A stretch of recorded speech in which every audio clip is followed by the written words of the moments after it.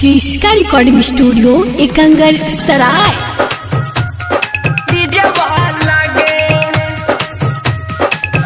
वाला गे Kanchan Ibrahimpur presented by Kriska films.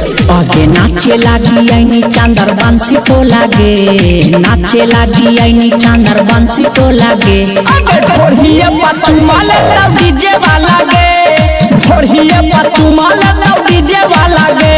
आगे चाल देतौ गोली जादी कर्मी हा लागे, चाल देतौ गोली जादी कर्मी हा लागे। अबे ढोढ़िया पचू माले तब डीजे वाला गे, ढोढ़िया पचू माले तब डीजे वाला गे।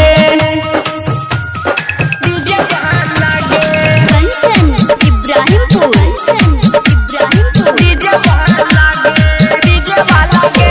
आगे जो बना देखा के पागल आई देनी गे, छाउरन के माने लाला चाई देनी गे। ये जो बना देखा के पागल आई देनी गे, छाउरन के माने लाला चाई देनी गे।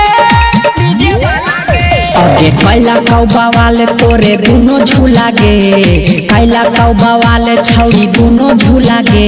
आगे ढोढ़िए पचू माले तब डीजे वाला गे, ढोढ़िए पचू माले तब डीजे वाला गे।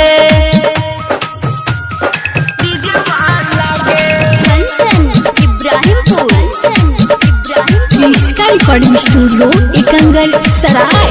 आगे मजा ले तो सभे तो उठा के घंघरी, देतो पाना सवा जब देखै मी टांगरी। देखे मजा ले तो सबसे तोर उठा के घंघरी, देतो गाना सवा जब देखै मी टांगरी।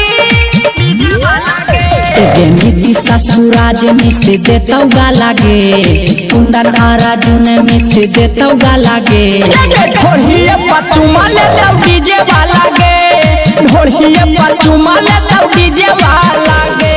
क्रिस्का recording studio Ekangar